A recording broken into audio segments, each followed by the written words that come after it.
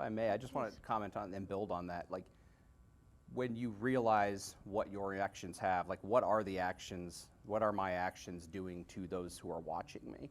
And so oftentimes, I mean, as you know, executives in a company or folks who manage people, sometimes change is pushed down on you and you may not agree with it, but you have been given a direction and that is what it is. You may have pushed back and lost, and now you have a goal to implement that change.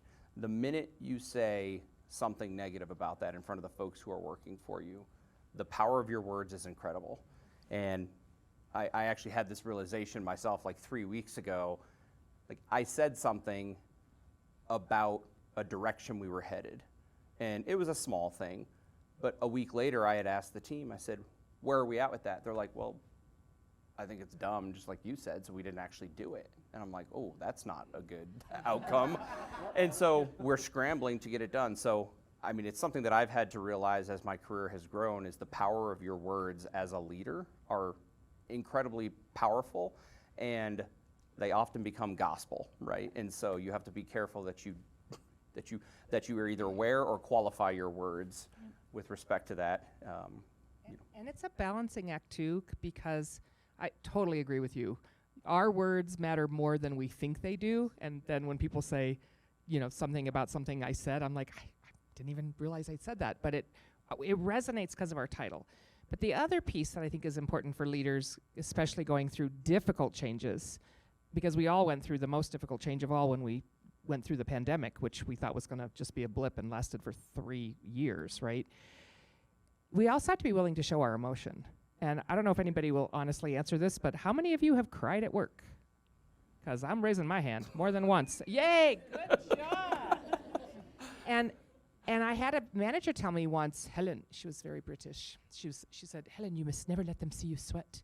You must always put on this, you know, this facade. And I was like, I understood what she was saying to me, but I also later really challenged whether that's the right answer. Now, I don't want to be a bawling, crying mess every meeting with my team members, but sometimes sharing your emotion as a leader about a difficult change is actually really good for your team members to know that you're emotionally connected to the change you're going through.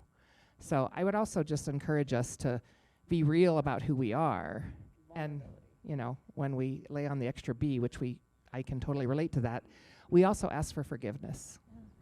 So this is why I love, now you can see why we invited this particular panelist group up here, right? Because you see just such a different way of leading people. And to both of your points, I was in a coaching session yesterday with a client, and they were complaining about one of their direct reports, and the direct reports teams had just spent 3 really important months, what they thought was chasing down a rabbit hole. As we talked more and more about what had happened, well, in a meeting, this executive had just was, they thought, just kind of throwing spitballs. They don't even remember one of the spitballs that they threw that actually stuck.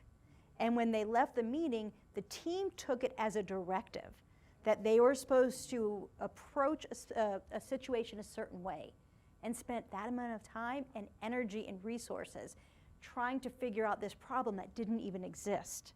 So to both Dustin's point and then to Helen's, because the person I'm working with, he had to go back and apologize because it was his fault.